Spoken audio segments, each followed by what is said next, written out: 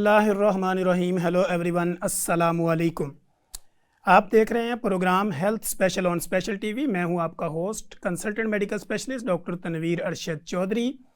जैसा कि हमारे तमाम नाजरीन, व्यूअर्स और हमारे जितने भी देखने वाले हैं, सुनने वाले हैं, वो ये जानते हैं कि हमने हमेशा करंट इशू को टाइटल करने की कोशिश की है। हम हमेशा कोशिश करते हैं कि जितने भी हमारे व्यूअर्स हैं, नाजरीन हैं, वो सोशल मीडिया पे हमें देखने वाले हैं, वो टीवी पे हमें सुनने वाले हैं, या वो हमारे क्लिनिकल ट्रायल में हमारे पास आने वाले हैं, या किसी भी तरह से हमारी कनेक्टिविटी में होने वाले हैं। हर वो बंदा जो किसी भी तरह हमारी कनेक्टिविटी में आता है, हमें सुनता है, हमें देखता है, या हेल्थ स्पेशल प्रोग्राम के ऊपर फोकस रखे हुए है, तो हम कोशिश करते हैं कि उनके नॉलेज को अपडेट किया जाए, उनको वेल एजुकेट किया जाए, ताकि जो हमारी पब्लिक है उनको ये पता हो कि उनकी बॉडी के ऊपर होने वाले सिम्टोमेटिकली जो चेंजिंग हैं, अलामतें हैं, उसको वो किस तरह जो है वो अपने आप को कवर कर सकते हैं। आज हम बात करेंगे कि हमारे जो स्किन है ये largest part of the body है। हमारी जो बॉडी का सबसे बड़ा ऑर्गन है वो बेसिकली स्किन है, और वो स्किन जो है वो आपके फेस से लेकर पाँव के नाखून तक, पाँव के नाखून से लेकर सर के बाल की आखिरी चोटी तक, ये प्रॉपर जो आपकी बॉडी को कवर किए हुए है ये स्किन है। अब इस स्किन को कैसे खूबसूरत बनाया जा सकता है, इस स्किन की हिफाजत कैसे की जा सकती है, और मेरे फेस के ऊपर या मेरी बॉडी के ऊपर होने वाले सिम्टोमेटिकली जो चेंजिंग हैं, जो मेरी स्किन के ऊपर किसी भी तरह से फॉरेन बॉडी के अटैक्स होते हैं, या मेरी स्किन डैमेज होती है, या मेरे फेस के ऊपर एक्ने निकलते हैं, या कोई स्कार बनते हैं, या इस तरह ब्लैक सर्कल बनते हैं, डार्क सर्कल बनते हैं, या मेरी स्किन जो है वो पिचक जाती है, या मेरे गाल अंदर चले जाते हैं, या इसके अलावा मेरी स्किन के ऊपर रूनुमा होने वाली कोई भी फॉरेन बॉडी अटैक के साथ कोई किसी भी तरह की कम्प्लिकेशन हो, कोई अलामतें हो, डर्माटाइटिस हो, एलर्जी हो, ईचिंग हो, या इसके अलावा आपका रंग गोरा करना हो, आपका खूबसूरत बनना हो, ये सारा आपका हक है।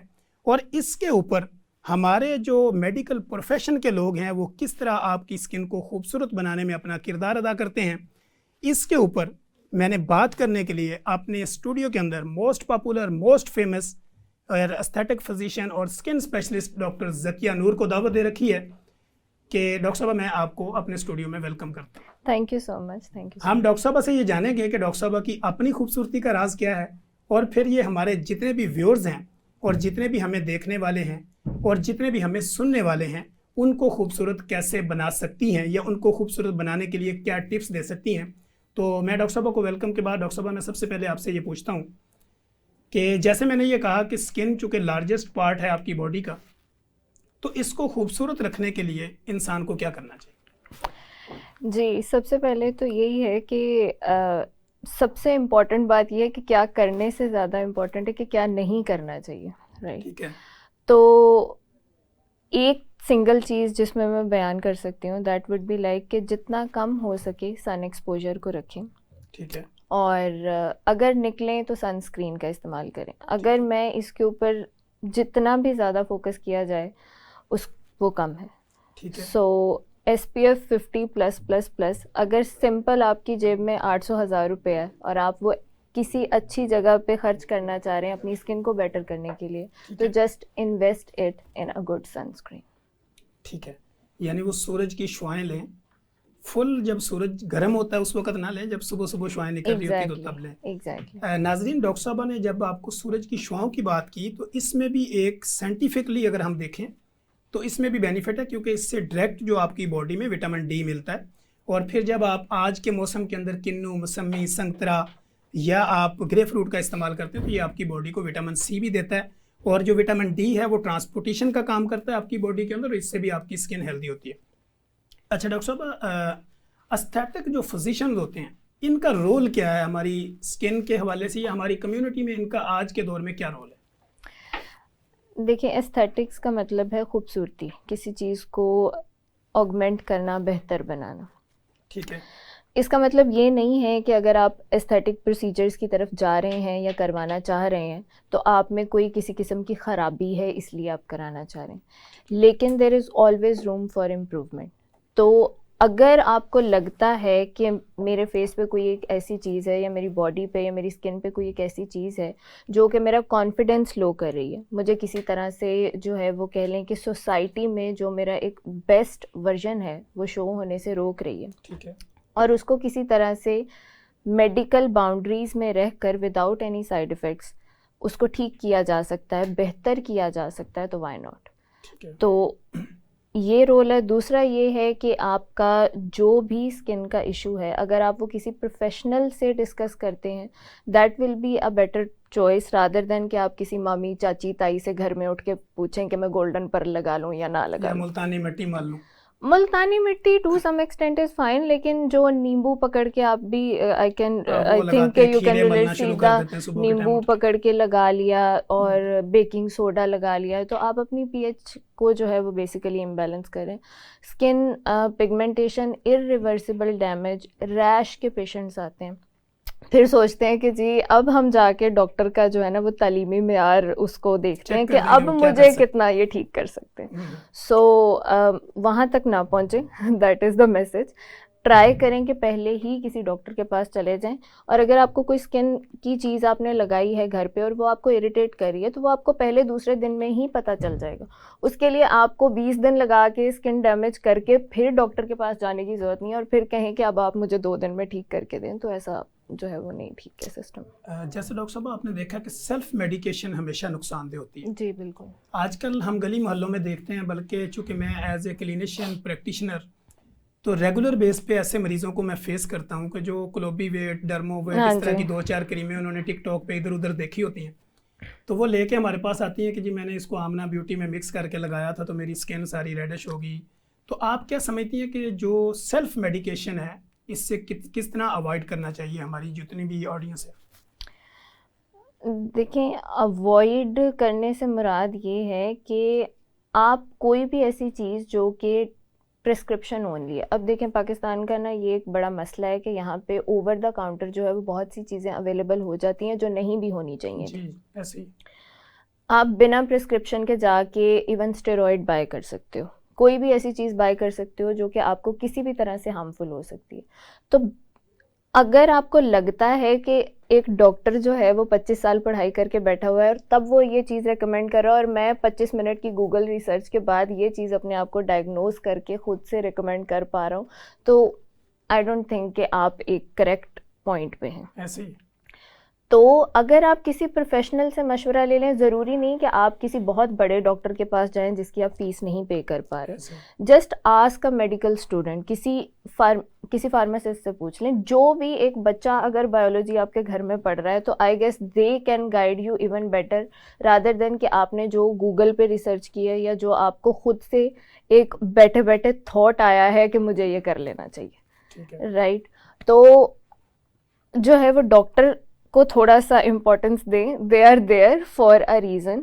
उनका कोई ये पर्पज़ नहीं होता कि जो है वो आपको किसी किस्म का नुकसान पहुंचाने के लिए बैठे हैं या आपको दवाइयाँ प्रिस्क्राइब करने के लिए बैठे।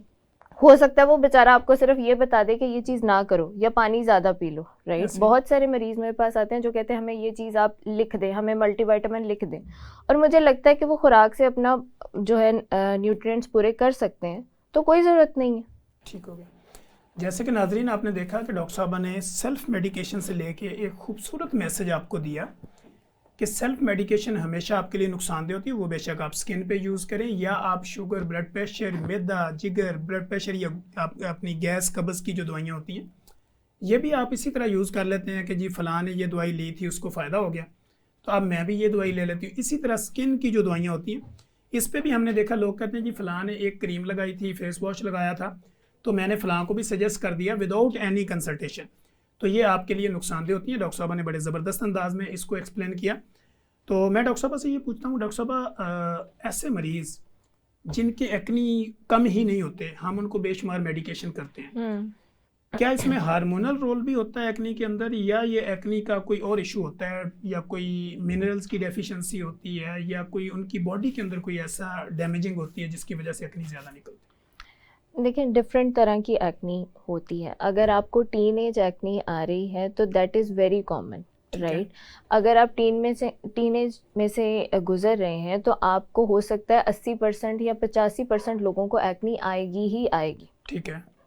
तो आप उसके लिए ये कर सकते हैं कि आप उसको मैनेज कर सकते हैं, राइट, क्योंकि आपके हार्मोन्स जो हैं वो सर्ज पे जा रहे हैं, तो आप उनको जो है वो ये नहीं कर सकते कि मैं किसी तरह से उस चीज़ को रोक दूं ताकि मेरी एक्नी ना, वो एक नेचुरल अमल है, उसने होना ही होना। राइट। तो जैसे आपका वो प्यूबर्टी का अमल पूरा हो जाएगा तो ऑब्वियसली आपकी एक्नी भी over the period of time gradually settle कर जाती है। ठीक है। फिर होता है कि आपको एडल्ट एक्नी होना स्टार्ट हो गई है। ठीक है। उसकी डिफरेंट वजूहात होती हैं, और वो भी ये है कि ज़्यादातर जो प्रॉब्लम मैंने देखा है वो ये है कि पाकिस्तान में स्पेशली फार्मूला क्रीम्स और स्टेरॉयडल क्रीम्स का इस्तेमाल, कॉस्मेटेड और मेडिकेटेड का मिक्सचर बना के लगा। मैंने लिटरली अभी कल परसों मेरी गली में नीचे एक दुकान है जो कि किराने की दुकान है, वहाँ पे मैंने क्लोबीवेट, बेटनोवेट, डर्मोटीन और ये सारी चीज़ें जो हाईली स्टेरॉयडल और स्टेरॉयड ओनली ड्रग्स हैं वो क्रीमें मैंने वहाँ पे देखी हैं।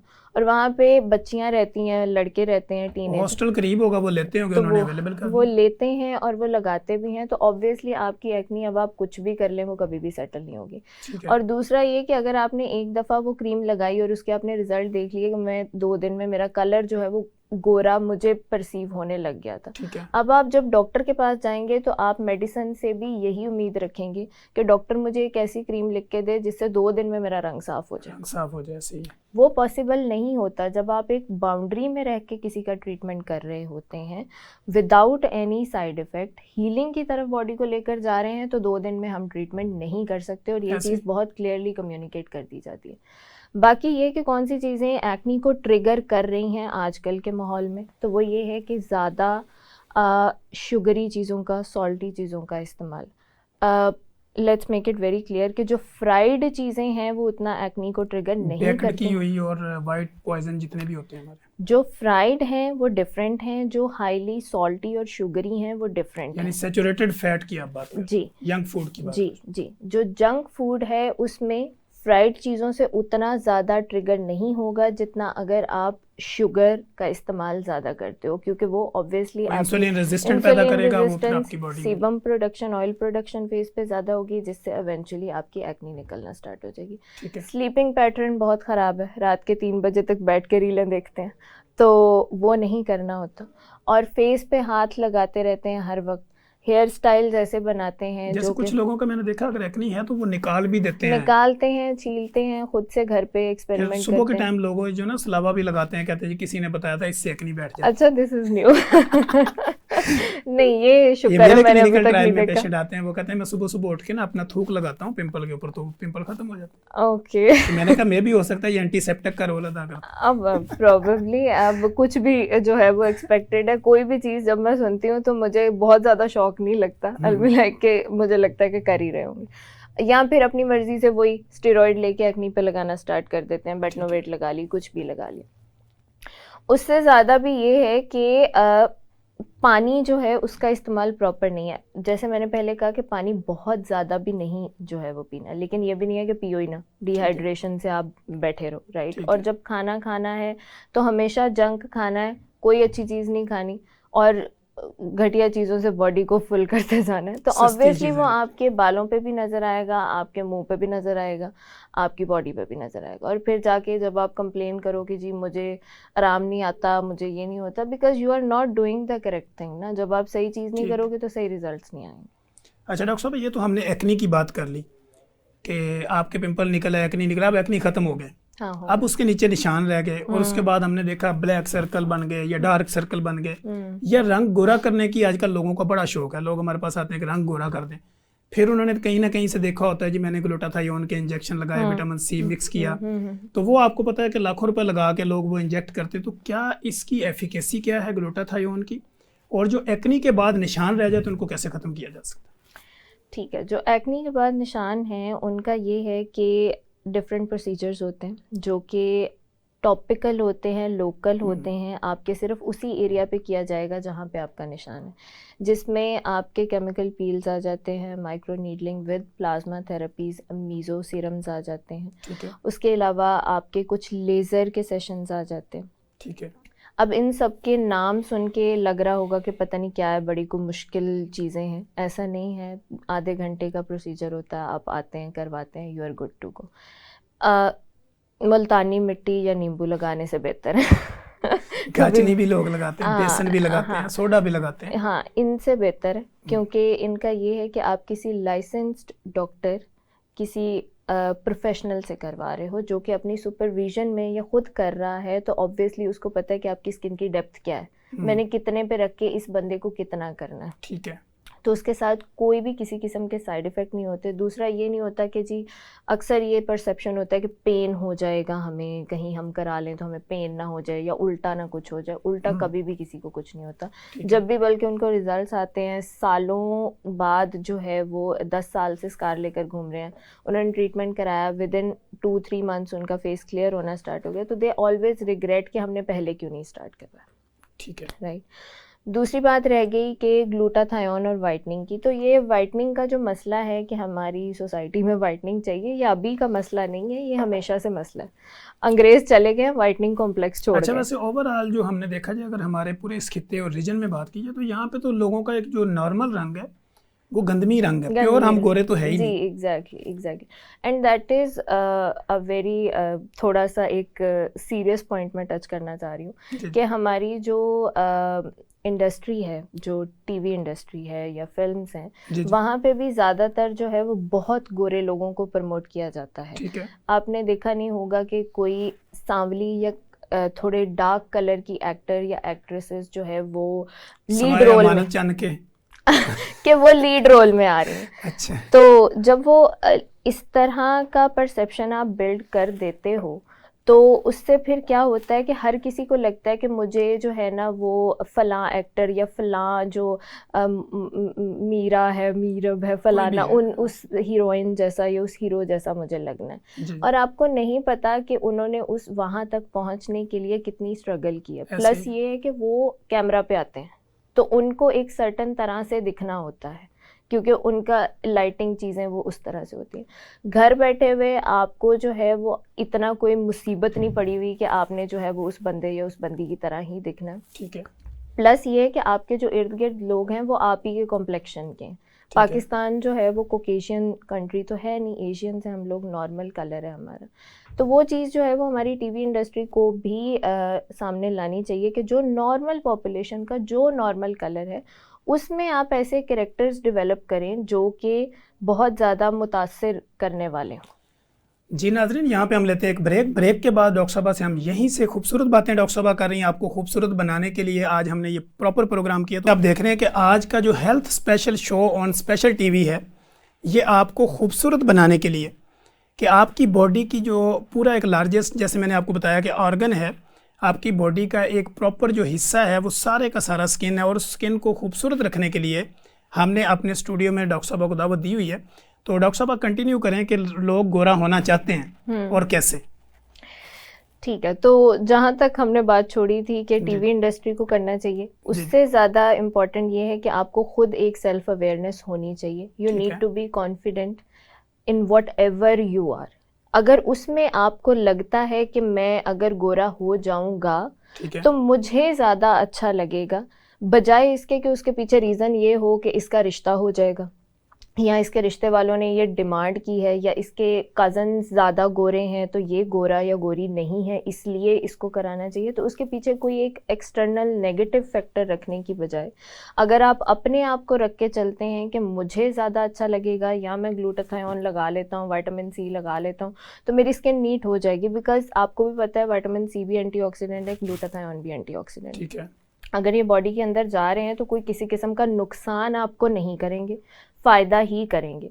इवन जो मेरे पेशेंट कोविड में लगवाते रहे हैं वो कोविड वालों के साथ सोते रहे, उनको कोविड नहीं हुआ, क्योंकि उनका इम्यून सिस्टम इतना स्ट्रॉन्ग हो गया था। जब आप हाई डोजेजेस पे ये लेते हो तो सिर्फ इसका मतलब ये नहीं कि रंग गोरा हो जाएगा, इसका मतलब ये है कि आपकी इम्यूनिटी भी बूस्ट हो जाएगी, आपके बाल भी बेटर हो जाएंगे, आपको जो सीजनल एलर्जीज़ हो रही हैं, बार बार हर 2 महीने बाद आप बीमार होते रहते हैं, वो वाला आपका मसला भी हल हो जाएगा। कुछ लोग सोलली सिर्फ इस पर्पज़ के लिए लगवा रहे होते हैं। ठीक है। जैसे हमने पीछे एक्नी स्कार्स और स्पॉट्स की बात की है, अगर उसमें आप ग्लूटाथायोन नहीं डालें, सिंपल विटामिन सी की कुछ ड्रिप्स लगवा लेते हैं, तो आपका फेस पे जो ग्लो है, जो नीटनेस है, जो आपको टॉपिकल ट्रीटमेंट दे रहे हैं वो तो दे ही रहे हैं, उसके साथ आपको जब अंदर से विटामिन सी जा रहा है तो वो और ज़्यादा अच्छे रिजल्ट्स आ जाएंगे। दूसरा ये होता है कि जी हम ऐसा ना करें कि हम इसकी गोलियां खा लें, हम कोई टैबलेट ले लें इसकी, हम क्यों ड्रिप्स लगवाएं। पहली बात ये कि जब आप गोली खाते हैं तो वो आपके मैदे में से होके अंतड़ियों में से पखाने के थ्रू वो एक्सक्रीट आउट हो जाता है। ज़्यादातर उस प्रोडक्ट की बायो अवेलेबिलिटी नहीं होती, जिसका मतलब ये है कि वो ब्लड में उतना नहीं जाती है, क्योंकि वो मोस्टली जो है वो पखाने वगैरह में निकल रही है। लेकिन अगर आप कोई भी चीज़ आईवी लगा रहे हो तो वो डायरेक्टली आपके ब्लड में जा रही है, तो उसकी 100% बायो अवेलेबिलिटी है। जितनी और ड्रग एफिकेसी भी उसकी ज़्यादा है, जितनी आपने दी है वो उतनी अवेलेबल है आपकी बॉडी को, और अब वो उसको करेक्टली यूटिलाइज कर सकती है, जो भी उसका फंक्शन है उसको परफॉर्म करने के लिए। तो ये इसका सिस्टम है। और अगर आप करवाना चाहते हैं तो भी इसमें कोई बुरी बात नहीं है, अगर आप नहीं करवाना चाहते हैं तो भी इसमें कोई बुरी बात नहीं है। मेरी वीडियो से ऐसे लगता है कि जी शायद ये गोरा रंग प्रमोट कर रही हैं, मैं नहीं कर रही। इट्स लाइक कि जो लोग एक उनके माइंड में है कि हम करवाएं या ना करवाएं, या इससे ये तो नहीं होगा कि आगे चल के मेरा बच्चा नहीं होगा या इसके कुछ साइड इफेक्ट्स हर किसी को ये लगता है everybody is about to attack their uterus. तो जो है वो ऐसा नहीं है, आपका बच्चा हो जाएगा हर हालत में ही, रुकते ही नहीं है बल्कि बच्चे तो पैदा होना। तो जो है वो इसके साथ कोई किसी किस्म का साइड इफ़ेक्ट इस तरह का एसोसिएटेड नहीं है। और अगर आप इसको अपने कलर को इम्प्रूव करने के लिए लगाना चाहते हैं तो भी लगाएं, अगर आप इसको इम्यूनिटी बूस्ट के लिए, ग्लो के लिए लगाना चाहते हैं तो भी लगाएं, नहीं लगाना चाहते तो भी कोई मसले वाली बात। ठीक है। अच्छा डॉक्टर साहब, जैसे हमने ये ग्लूटाथायोन इंजेक्शन और विटामिन सी, जो कि आजकल असल में जो हमें कंप्लेन होती है, क्योंकि being a consultant medical specialist जब लोग हमारे पास बिगड़े तिगड़े केस लेके आते हैं तो उनमें से ऐसे केस भी होते हैं जो अक्सर आपके गली मोहल्लों में प्रॉपर एस्थेटिक के डॉक्टर नहीं होते, जैसे डिफरेंट सैलून्स के ऊपर हाइड्रा फेशियल वगैरह, ये वो इस तरह की चीज़ें चल रही होती हैं। तो उसके साइड इफ़ेक्ट लेके लोग हमारे पास आते हैं कि ये चीज़ें मैंने ली हैं। तो अब मैं ये आपसे जानना चाहूँगा, एक तो आपका फोकस मेरी तरफ हो जाए थोड़ा, तो ये हो जाएगा कि डॉक्टर साहब ये जो ग्लूटाथायोन है ये एक ही दफ़ा लगाने से परमानेंटली आपका रंग साफ़ हो जाता है या इसकी मेंटेनेंस थेरेपी होती है?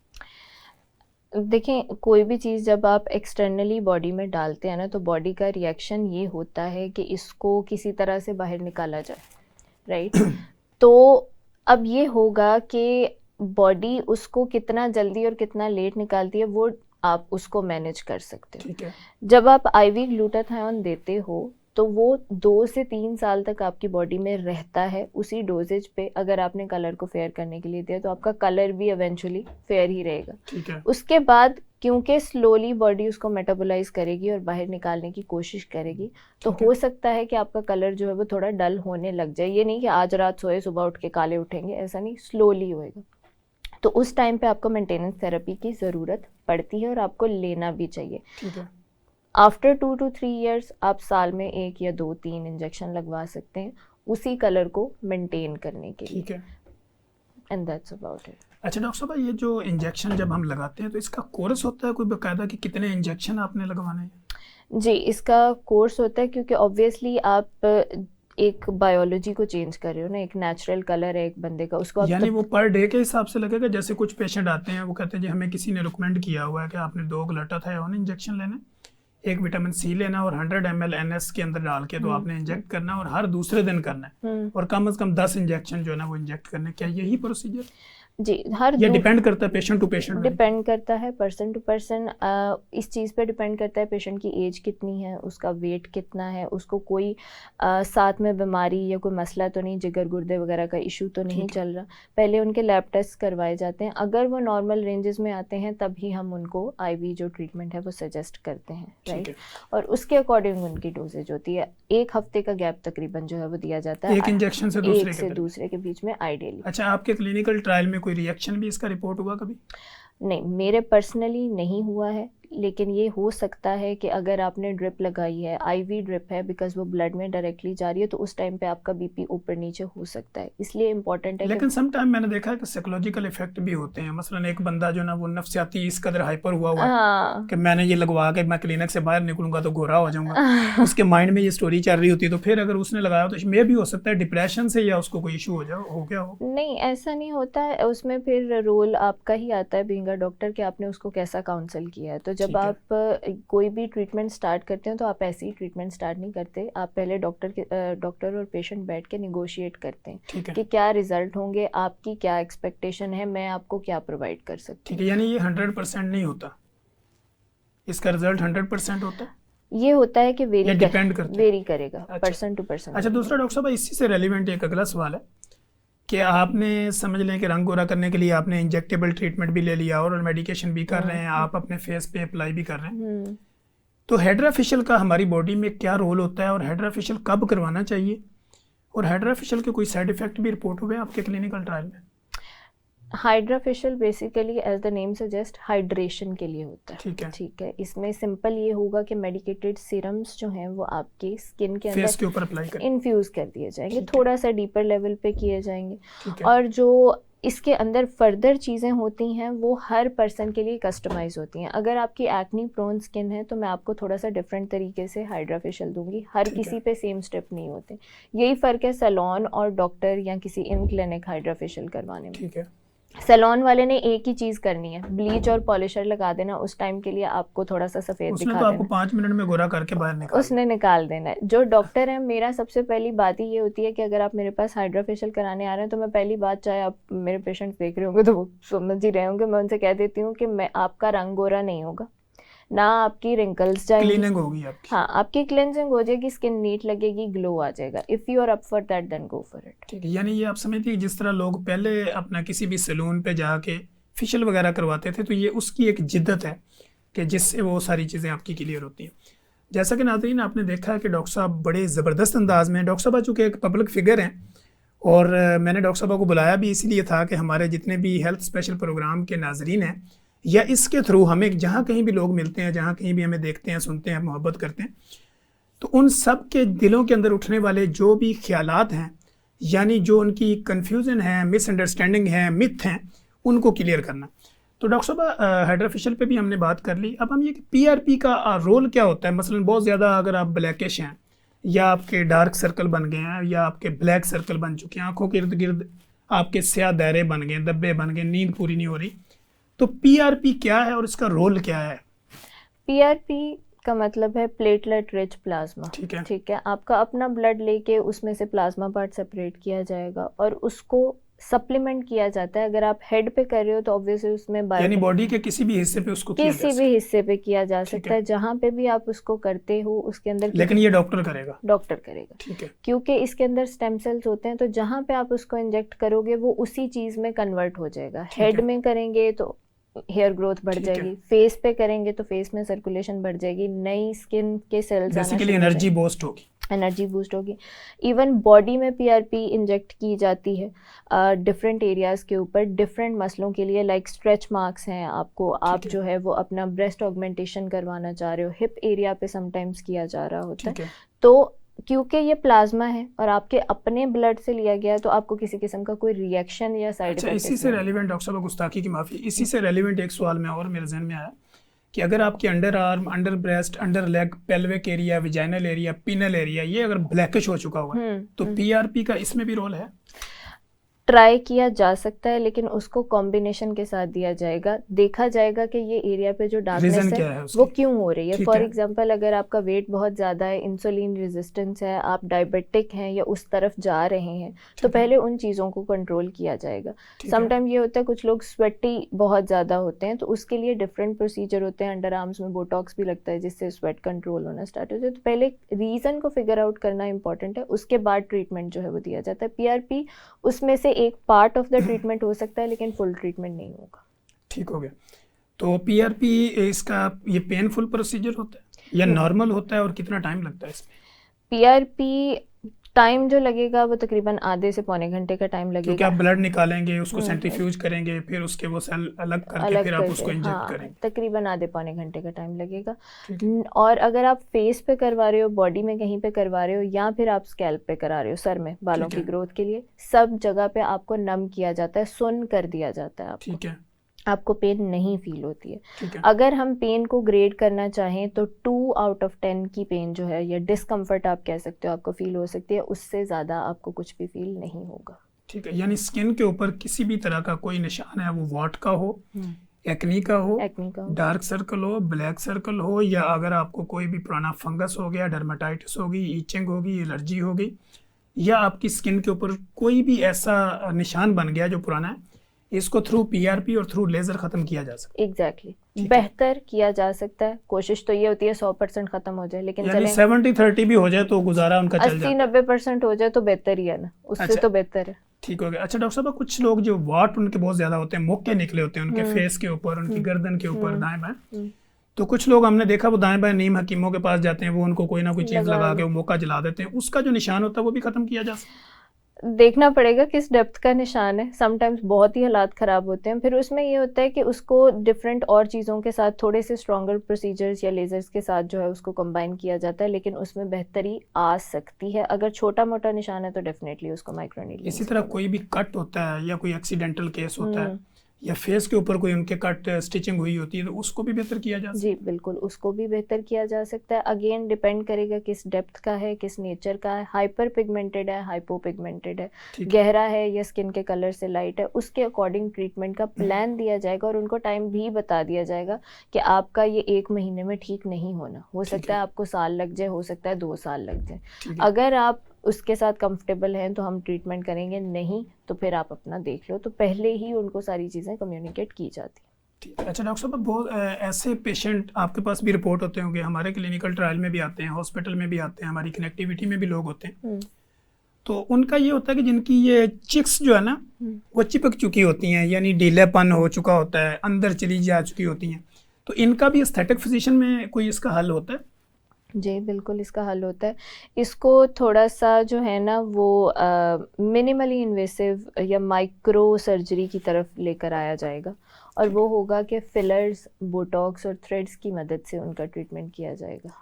ठीक है। फिलर ये होता है कि हाइलुरोनिक एसिड का एक सब्सटेंस होता है जो कि नेचुरली भी बॉडी में प्रेजेंट होगा, बस उसका एक सिंथेटिक फॉर्म जो है, थोड़ा सा थिक फॉर्म आपको इंजेक्ट किया जाता है, जहाँ पे आपको स्ट्रक्चर देना है। अगर आपने चीक में स्ट्रक्चर देना है, जॉ लाइन में स्ट्रक्चर देना है, इवन हैंड्स पे अगर रिंकल्स हैं उनमें भी किया जा रहा होता है। ठीक है।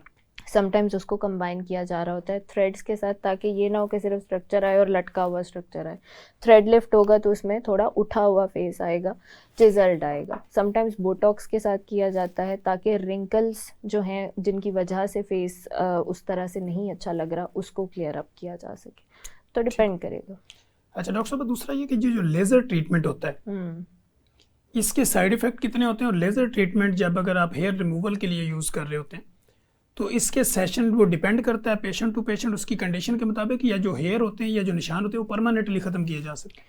देखें, ये एक रिडक्शन का मेथड है जो लेज़र हेयर रिमूवल है, रिमूवल नहीं है। रिमूवल का मतलब होगा ये, रिडक्शन होगा ये। जैसे यहाँ पे मेरे 90-95% बाल ख़त्म है, लेकिन स्टिल अगर मैं घुस घुस के देखूंगी तो शायद नज़र आ जाए, यहाँ पे बाल है ही नहीं।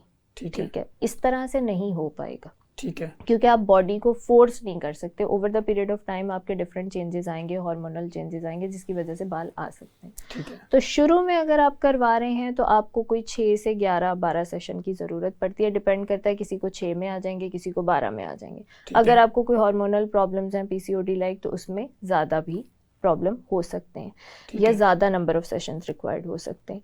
डिपेंड करेगा, बट वेरिएबल होता है 6 to 12 के बीच में, और साइड इफ़ेक्ट्स इसके कोई भी नहीं होते। FDA अप्रूव टेक्नोलॉजी है, पूरी दुनिया में इसको जो है वो प्रैक्टिस किया जा रहा होता है। करेक्टली डन कोई साइड इफ़ेक्ट नहीं आते। सैलून पे जाके लेज़र करवा लेंगे किसी अनप्रोफेशनल बंदे से तो वो तो हो सकता है आपको वैसे कोई ब्लीच लगा के भी आपको जला दे, तो वो लेज़र मशीन जब किसी जैसे वो बंदर के हाथ में माचिस वाला हिसाब है, तो वो वाला सिस्टम नहीं ठीक है। प्रोफेशनल से कराएंगे कोई साइड इफ़ेक्ट। अच्छा, यानी जो वैक्स वगैरह लोग करते हैं, आप ये समझती हैं कि उससे लेज़र ट्रीटमेंट ज़्यादा बेटर वे है? बेहतर है ना, ख़त्म हो रहा है आपका। अगर 95% ग्रोथ आपकी लाइफ टाइम के लिए ख़त्म हो रही है, और बीच में अगर आपको साल में कभी एक आधा मेंटेनेंस सेशन लेना पड़ रहा है, और जहां आप वैक्स है वो हर 4 हफ्ते बाद आप करवा रहे हो for the rest of your life, और वो प्लग कर करके आपकी स्किन भी ढीली हो रही है, अर्ली एजिंग आपको आ रही है, और जितना उसमें पेन है या जल जाते हो, रैश बन जाता है, वो सारी चीज़ों से अगर आप, मेरा ख्याल है कि ये कॉस्टली होने की वजह से कुछ लोग जो है ना अफोर्ड नहीं कर पा रहे होते और वो फिर वैक्स का सहारा ले रहे होते हैं। देखिए, इतना ज़्यादा तो डिफरेंस है भी नहीं। अगर हम कॉस्ट निकालें और आप जो है वो एक बार 6 सेशंस की कॉस्ट लगाएं या 7 सेशंस की लगाएं, जो कि 80% पॉपुलेशन में 6-7 सेशन में रिजल्ट आ जाते हैं, और वही आप सारी ज़िंदगी की वैक्स की कॉस्ट निकालें तो that will always be higher, ठीक है। और उसमें जो पेन है, रैश है, कॉम्प्लिकेशन है, और बाल आपके फिर भी नहीं गए, इनग्रोन भी हैं, आपको मसले भी हैं, तो उससे तो फिर ये बहुत हद तक बेहतर है। ठीक हो गया। अच्छा डॉक्टर साहब, आखिरी हमारे पास 2 मिनट हैं, और आपने बड़े खूबसूरत अंदाज के अंदर बड़ी ज़बरदस्त किस्म की इसको मैं कहूँगा दलाइल के साथ गुफ्तगू की है, और मैं ये समझता हूँ जिस तरह आपने स्माइली फेस के साथ गुफ्तगू की है तो हमारे देखने वालों ने ये समझा होगा कि कोई भी मसला ऐसा नहीं है जो हल नहीं हो सकता। हर बीमारी काबिल इलाज है, लेकिन उस बीमारी तक पहुँचने के लिए जो आपका गोल्डन पीरियड होता है, जो आपकी बीमारी की अर्ली स्टेज होती है, उसको आप ज़ाया ना करें। तो अगर आपके स्किन से रेलिवेंट कोई भी इशू होता है, आप अगर गोरा होना चाहते हैं, दाग धब्बे मिटाना चाहते हैं, या आप अपनी पिचकी हुई गालों को तरोताज़ा करना चाहते हैं, तो फौरी तौर पे आप एस्थेटिक फिजिशियन और हमारी खुसूसन जो डॉक्टर ज़किया नूर, इनसे आप रब्ता कर सकते हैं। तो डॉक्टर साहब, इसके बारे में आप पब्लिक के लिए कोई मैसेज देना चाहें तो आप दे दें, 1 मिनट है आप। जी, पब्लिक के लिए मैसेज यही है कि ज़रूरी नहीं है कि आप मेरे ही पास आएँ और स्किन के मसले के लिए आएँ। इम्पॉर्टेंट ये है कि आपके जहन में ये बात होनी चाहिए कि अगर मुझे कोई मसला हो रहा है लाइफ में, मेडिकल से रिलेटेड हो रहा है, तो मैं मेडिकल प्रोफेशनल के पास जाऊँ, और अच्छे मेडिकल प्रोफेशनल के पास जाऊँ। अगर मुझे कोई कानूनी और आइनी मसला हो रहा है तो मैं लॉयर के पास जाऊँ, रादर देन कि मैं खुद बैठ के उस केस को लड़ के सॉल्व करने की कोशिश करूँ। अगर आपको खाना चाहिए होता है तो आप रेस्टोरेंट में जाते हो। तो थोड़ी सी इस तरह से अवेयरनेस रखें। और दूसरा ये कि डॉक्टर से डरने की ज़रूरत नहीं है कि ये हमें लूटने के लिए बैठे हुए हैं, या हमें कोई इंजेक्शन लगा देंगे, हमें पेन हो जाएगी। वाइट कोट एंजाइटी बहुत ज़्यादा है। Doctor is also a person, वो आपको एक सर्व करने के लिए ही बैठे हुए हैं। हर तरह के लोग हर फील्ड में होते हैं, लेकिन आपने अगर एक इंसान पे आपको थोड़ा ट्रस्ट आ रहा है, आप उससे प्लीज़ जाएं, उससे मिलें, उससे बात करें। उससे बात नहीं बनती किसी और से करें, लेकिन खुद बैठ के घर पे बैठ के सोचना कि मैं ये ऐसे कर लूँ और वैसे कर लूँ, उससे आपको कोई इरिवर्सिबल डैमेज हो जाए, जिसको देख के पर्सनली मुझे बहुत तकलीफ़ होती है। जब पेशेंट मेरे पास इस तरह से आते हैं तो मुझे होता है कि किसी तरह से मैं उनकी तकलीफ़ उसी टाइम पे हल कर दूँ, जो कि हो नहीं पा रही होती। और हर डॉक्टर का यही मकसद होता है, इसीलिए हम पढ़ के यहाँ तक पहुँचे, और आप लोगों के लिए ही हैं, आप लोगों के लिए बैठे हुए। सो प्लीज़ आप आएँ, और अगर आप मेरे पास आना चाह रहे हैं तो Johar town easy life health clinic में मेरी सेटिंग है, शाम 4 से 9 बजे तक। You can visit any time. Thank you so much doctor Zakia Noor, आप हमारे साथ थी और आपने हमारे नाजरीन को, हमारे व्यूअर्स को एजुकेट करने की कोशिश की, और हम आपका शुक्रिया अदा करते हैं क्योंकि आपने अपना वैल्यूएबल जो आपका नॉलेज था उसको आपने डिलीवर करने की कोशिश की। नाजरीन, जैसा कि आपने देखा कि इस प्लेटफॉर्म के ऊपर जो कि health special program on special TV है, इसमें हमने हमेशा एक्सपर्ट को बुलाया, और आपके जितने भी शकूक व शबहात होते हैं, या आपकी जितनी भी मिसअंडरस्टैंडिंग होती हैं, मिथ होती हैं, या किसी भी नॉन क्वालिफाइड बंदे ने आपको जो चीज़ें आप तक डिलीवर की होती हैं, तो हम कोशिश करते हैं कि आपने इस प्रोग्राम हेल्थ स्पेशल में अपने एक्सपर्ट को बुला के आपकी उस कन्फ्यूजन को ख़त्म किया जाए और आपके लिए आसानियाँ पैदा की जाएँ। जैसे डॉक्टर साहब ने बड़े खूबसूरत अंदाज में ये बात की कि हम डॉक्टर आपके अंदर से आए हैं, हमारे भी अपने बहन भाई हैं, हमारे भी अपने बच्चे हैं, हमारे अपनी एक कम्युनिटी है, सर्कल है, हम लोग आपसे मोहब्बत करते हैं। डॉक्टर से ज़्यादा कोई आपका हमदर्द नहीं हो सकता। मेरे अपने क्लिनिकल ट्रायल में बेशुमार पेशेंट रिपोर्ट होते हैं, और वो आके कहते हैं डॉक्टर साहब मेरे पास फ़ीस भी नहीं है, मैं दवाई भी नहीं ले सकती या नहीं ले सकता, तो हम उसको फ़ीस भी छोड़ते हैं, दवाइयाँ भी प्रोवाइड करते हैं। चूँकि बीइंग अ ह्यूमन, हमें बिज़नेस के तौर पे जब आप देखते हैं, किसी भी कारोबार को ले लें, तो एक डॉक्टर जो है वो कभी भी बिजनेसमैन नहीं होता, वो हमेशा आपका वेल विशर होता है। अब चूँकि आपकी वेल विशर के लिए, आपको खूबसूरत बनाने के लिए, आपकी स्किन को तरोताज़ा करने के लिए और आपकी नेचुरल ब्यूटी को बहाल करने के लिए जो आपके ऊपर मटेरियल कॉस्ट आती है, जहाँ पे हम बैठ के काम कर रहे होते हैं, उस जगह की कॉस्ट होती है, जो हमारे साथ जो स्टाफ होता है उसकी एक कॉस्ट होती है, जिसकी वजह से आप लोगों को ये लग रहा होता है कि शायद डॉक्टर हमें लूट रहे हैं।